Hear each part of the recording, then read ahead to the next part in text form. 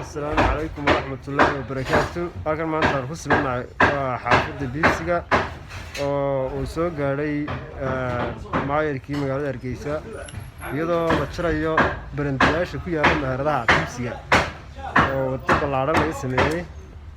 Waxaan wax ku weydiin doonaa Xiis Xaaji Maxamuud oo ah dhalinyarta ku dhaqan xaafadda Biibsiga. بسم الله الرحمن الرحيم وعلى أمور الدنيا والدين. halkan aan ku sugannahay waa xaafadda Biibsiga gaar ahaan suuqa Tareeriska garoonka labaad ee Hargeysa. waxa weeye haddii bidakada leeyahay imika waxaana soo gaadhay sharci ahaan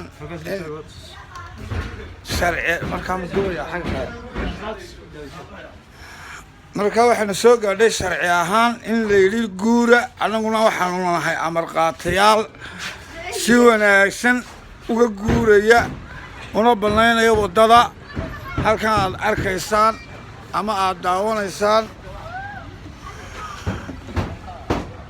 waa xaafadda Biibsiga taasoo ay tahay suuqa Biibsiga ee Tareeriska.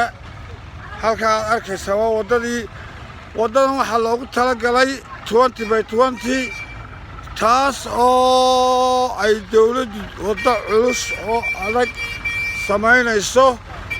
waddooyinkii hore oo inagu celiiri ahaa liajligeed dabeetana waxaa amar lagu siiyey in la banneeyo waddada.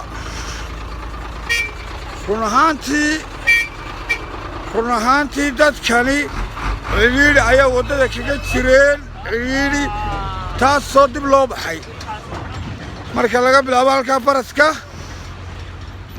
kolaygan hore ugu soo jiray waa 725 waayahay dib buu baxay dhammaan waddadan oo ay dib looga baxay inta kalena dib loo baxaayo waxa mari doonta waddo 20/20 ah waayahay.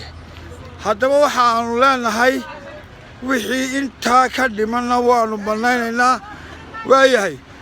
maayir waanu kuu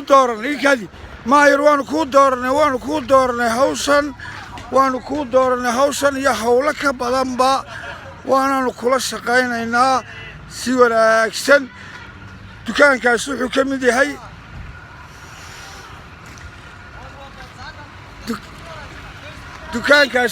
mid yahay dukaanada amarka qaatay ee ugu horreeyey ee waddada ka baxay iyadoo barandayaasha kulli la wada gooyey waayahay. waxa aanu markaa maayir kugu hambalyaynaynaa kuga ammaanaynaa waddadu waa maguuritaan in waddadaa aad samaysaanu kugu soo dhaweynayno. hawlo badan oo kalena aad ka qabatay magaalada oo ay ka mid tahay adigoo riyihii saaray waayahay adigoo dameerihii saaray adigoo dooxii nadiifiyey.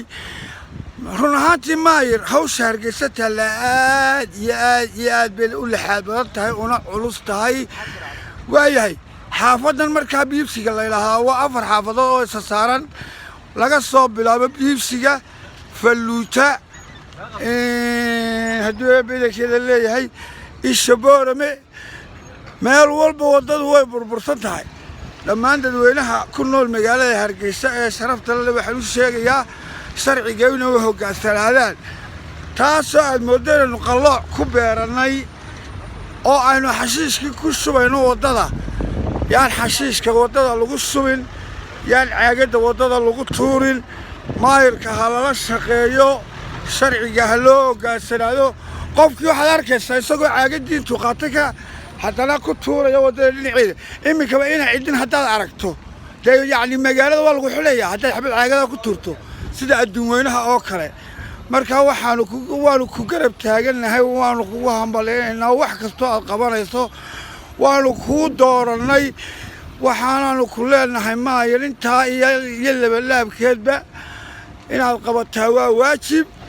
hawlo badan oo culus baa kaa hor iman doona hawlo badan oo culus baa kaa hor iman doona hawlaha inaad u babac dhigtaa baa loo baahan yahay waxaana weeye caasimadda inay noqoto caasimadaha caalamka ayaanu rajaynaynaa kow ma taagnin wax allaaliya wixii aad nooga baahatana waanu kugu garab taagannahay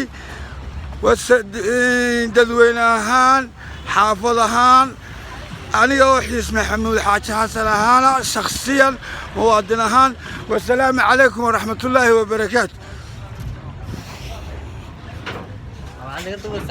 من كوري لا كوري كاغا سو دويا